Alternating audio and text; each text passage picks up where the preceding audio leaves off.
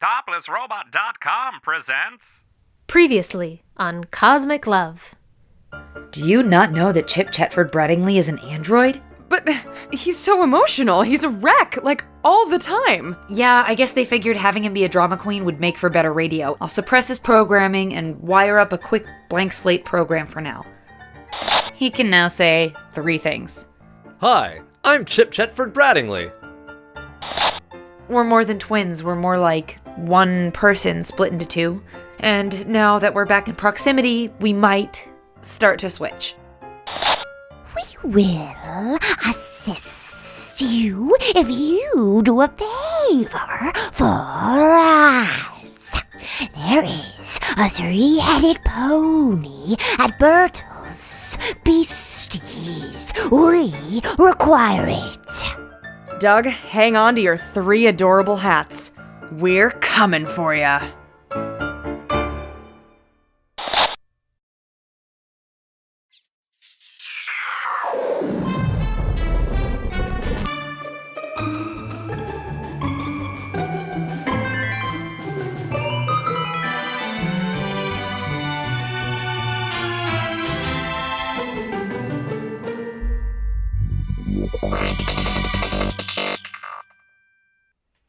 Good evening, my gorgeous members of the Underground Resistance. You're listening to Cosmic Love with Madame Xandra.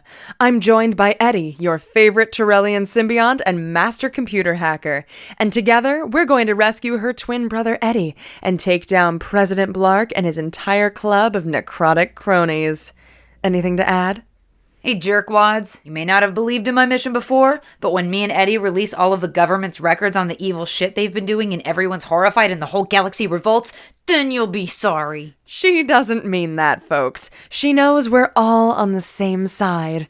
We can't let the bad guys divide us. Hi, I'm Chetford-Braddingly.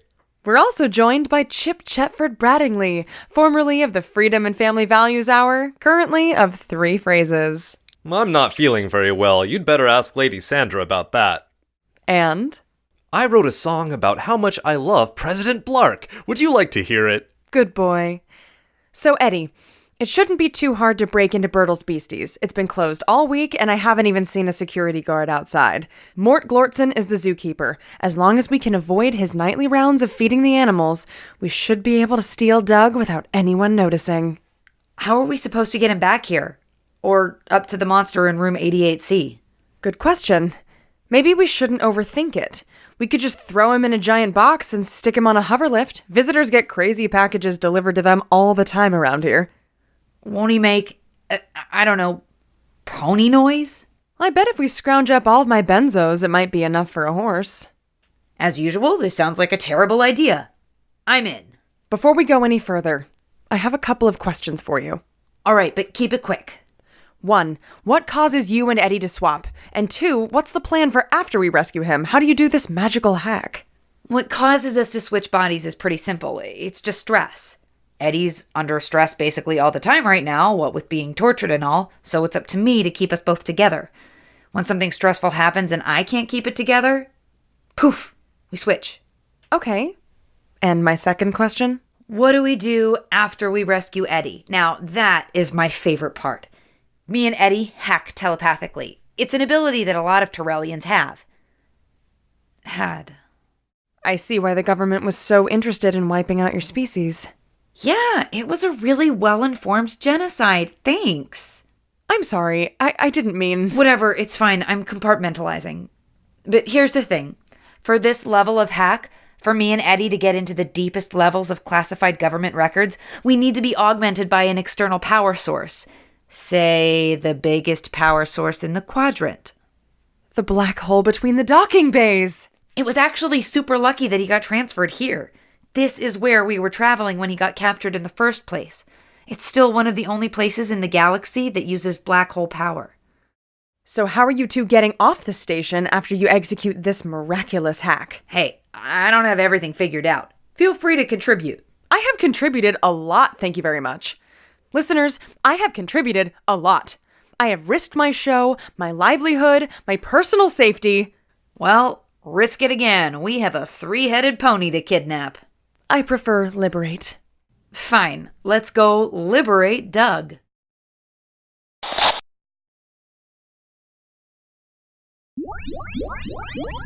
Need a little more jet in your jet ski?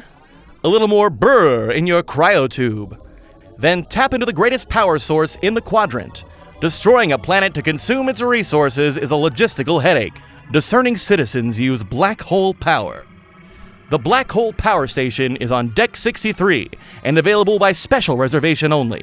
Contact Station Management to inquire. Initial reservation fees may apply. Please note that Station Management is not liable for any minor or catastrophic accidents that result from exploding an unstable interstellar anomaly. There's something between the docking bays, all right, and it's here to power your dreams. Hello, listeners. We are now standing directly outside of Bertles Beastie's exotic zoo and charcuterie. As I hoped, there are no security guards posted here, just a warning sign from Center for Galactic Disease Control with a cute little stick figure being strangled by his own tentacle.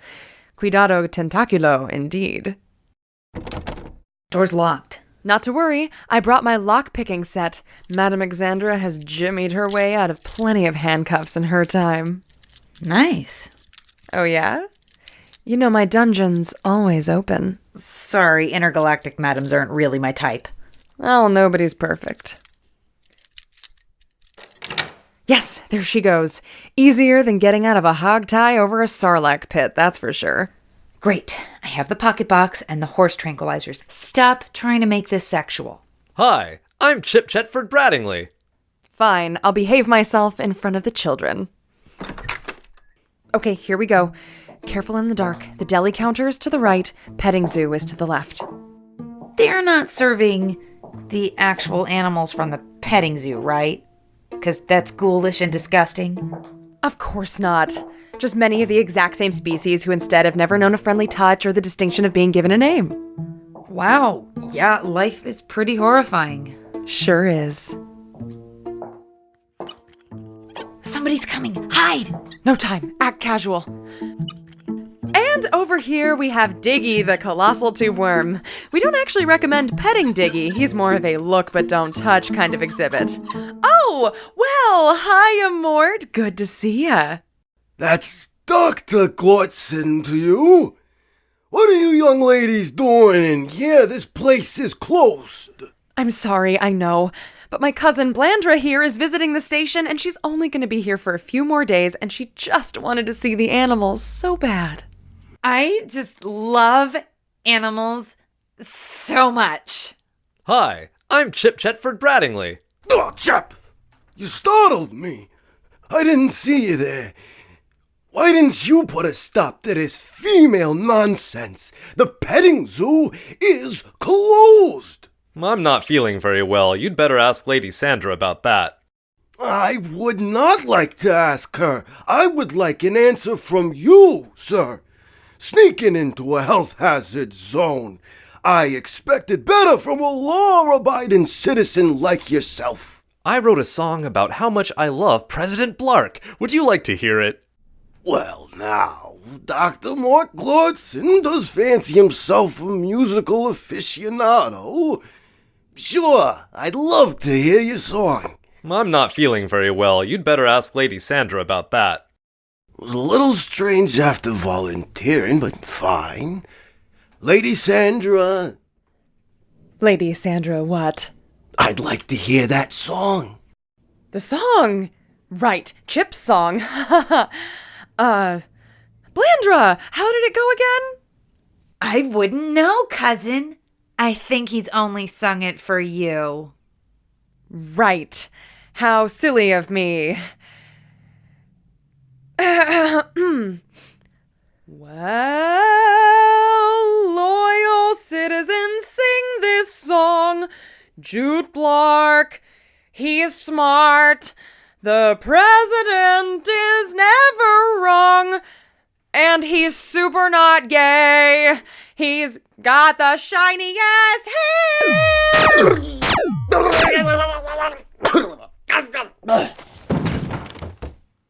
Oh, thank God. You're not mad that I brought a stun gun and didn't tell you? Honey, anything to get me out of that. I wrote a song about how much I love President Blark. Would you like to hear it? No. Enough screwing around. Let's feed Mort a couple of tranquilizers and go get that pony. We're almost there. Doug's just past the flying moon squirrel exhibit. Did you say squirrels? Yeah, look, there they are. Aren't they cute? I don't like squirrels. What? Who doesn't like squirrels? They've got those little hands. With razor-sharp little claws and they jump out at you from nowhere? Uh-oh. No, not uh-oh. We don't have time for that. I had a very traumatic childhood experience with squirrels. Oh no, it's definitely happening. No, happy thoughts, no stress. Yo! Another torture break? Chill. Squirrels? Squirrels is what did it? Hey, how you doing, lady? I'm stoked to see you again. I'm stoked to see you again too, Eddy. Oh, dang! Did Eddy see those squirrels? You know, she hates squirrels. I did not know that, Eddy. She's not my symbiotic twin. I basically just met her. Word. Okay, so we're kind of in the middle of a heist situation here. I know we're in a zoo and there's a lot to look at, but I'm going to need you to focus. Hey, over here! Stop looking at the animals. We're here for a reason. We're here to liberate Doug, the three-headed pony. Whoa, dude, that pony has 3 heads! Yes, he sure does. Okay, look in your pockets. You should have a bag full of pills. Party! They're not for you, they're for Doug. Give me a handful. You feed that head, I'll feed the other 2. That's right, buddy. Down the hatch. Nighty-night. Dream of delicious oats and 6-armed pony stylists. Okay, Eddy, you should also have a collapsible pocket box in there. It'll look like an envelope. Yep, yeah, that's it. Open her up. Rad. I've always wanted to use one of these. Okay, Doug, now come on in here before you get too sleepy. That's it, bud. In the box. Good boy.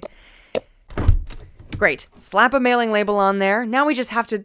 Oh, Shatner on a cracker. We forgot the zero-gravity hoverlift. We're gonna have to push him all the way home. Yo, never say no to a free workout. You know what? I like your outlook. Okay, everyone, push.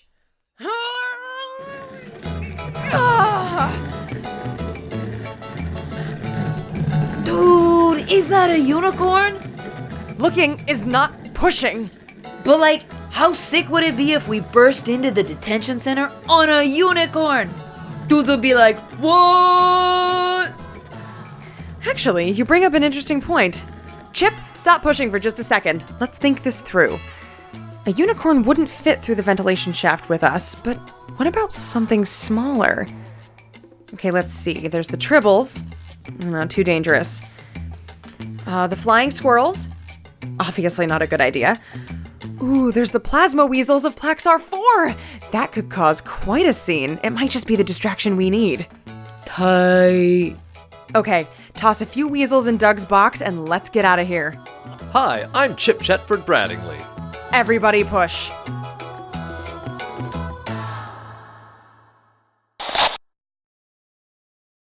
The following is a paid message from the United Galactic Postal Service. We're the post office, assholes. Send shit or don't. This message has been brought to you by the United Galactic Postal Service.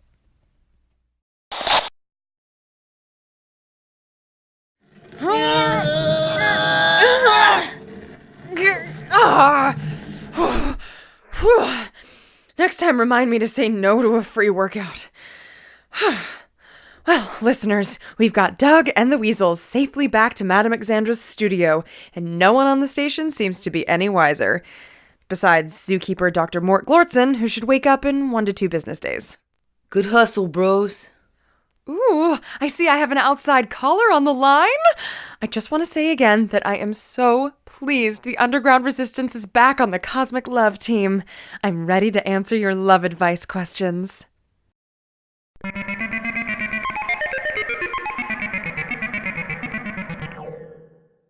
Hello, you've reached Madame Xandra with Cosmic Love.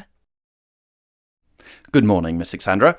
This is Colonel Mushu Rrkarrk, and let me be the first to commend you on your progress so far. Colonel Rrkarrk, what an honor! In fact, the underground leadership has decided that this rescue mission is now our highest priority. Rad! Rad indeed. So, what does that mean exactly? It means that the entire resistance movement, from the military leadership to the custodial crew, expects this mission to be your first and only concern.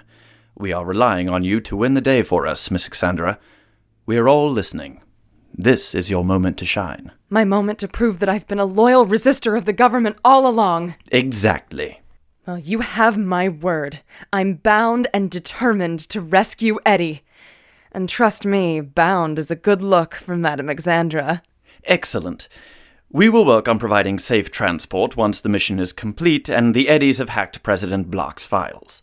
Work on means it's going to happen, though, right? If someone doesn't pop by to pick us up after we finish the hack, we're going to be royally screwed. And not like that time I spent a weekend with the King of Neptune. As I said, we will work on it. Now, as long as I have you on the line, I actually have an advice question, if you wouldn't mind. Mind? Oh, it would be my greatest honor. Good. Well, as you can imagine, I live on the secret rebel base when I'm not on away missions, which, even over a secure channel, I would prefer not to say how many of us there are, but it's not as many as we would like. Few, but mighty. Correct.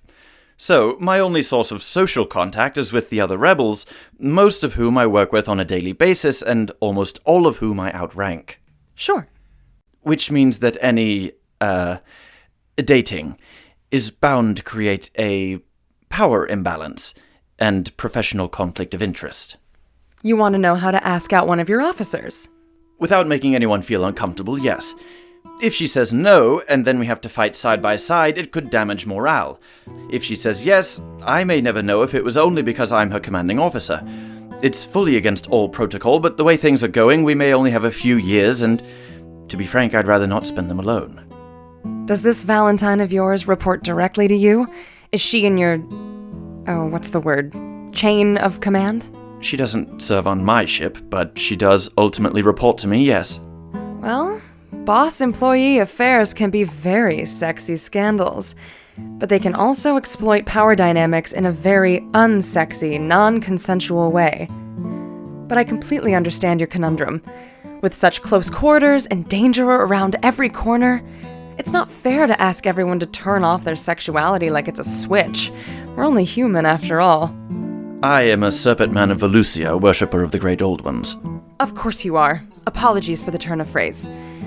My point is, it's totally understandable that you'd want companionship and physical touch in these stressful and dangerous times. So I should ask her out. First, I'd find a way to spend some time with her in a platonic setting. Maybe a group outing with friends, maybe just grab a Carillion coffee after a briefing one day. Just find a way to spend a little more time together that doesn't put her on the spot. That sounds inefficient. Think of it more like an undercover operation. You're getting intel. Once you spend a little more time with her, try to get a gauge for how she feels about you. Pay attention to how she talks to you, what nonverbal signs she's sending. Enlist a female friend to help read her signals if you need to. No shame in asking for help. If you think your lady love might be interested, then send a message to her. Do not ask her out in person. She's going to get flustered and feel like she's at a military tribunal, and her career depends on the next words that come out of her mouth, and it'll be a bad scene all around. So send a text message. Send a friend. Send a courier pigeon, whatever works. Invite her to meet you for a drink at a given place and time. And here's the most important thing. Make a point to say that this is completely separate from your careers, completely separate from the resistance. This is just you, a serpent man from Valusia, asking her, an empowered, modern lady, out for a drink. And then, Colonel, you take off your uniform, and you show up at that bar. And if she's there, let the sexy times roll. If she's not, though, do not say another word about it. No weird glances, no asking a second time. You have such an imbalance of power by being her commanding officer. You have to give her the power in this love dynamic, or everything will be wrong from the get-go. Does that make sense? Does that help? It does. Thank you. Thank you so much for baring your soul in front of everyone. Who knows, maybe you'll get some offers you weren't even expecting after this. I hadn't considered that. That would be acceptable. I'm glad to hear it. Anything else, Colonel? Just complete the mission. Nothing else matters. I'll do my best. Thanks for calling. Well, you're in luck, Eddy. Looks like you're suddenly the Resistance's #1 priority. Your sister will be thrilled. I think he's calling back. What's that? That flashing light? I think he's calling back. Weird. That's the internal call alert. Someone's calling from inside the station. Like we're still hosting the Freedom and Family Values Hour. I'm not feeling very well. You'd better ask Lady Xandra about that. Damn straight. Okay, Eddy. You take him back to the dressing room. I don't want any shenanigans.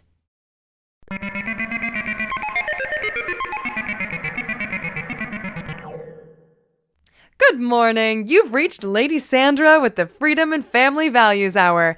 Our show is currently on a hiatus. How can I help you?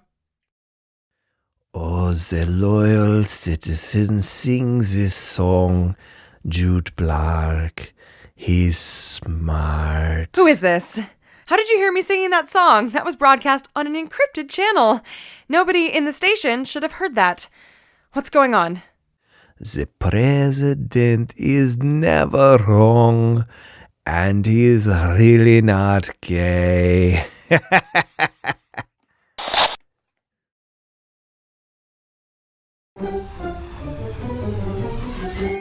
Cosmic Love was written, directed, and edited by me, Amy Thorstenson. Madam Xandra was played by Katie Self, Chip was played by Chad Eschman, and Eddy was played by Katie Pelensky. Thanks for listening, and be good out there.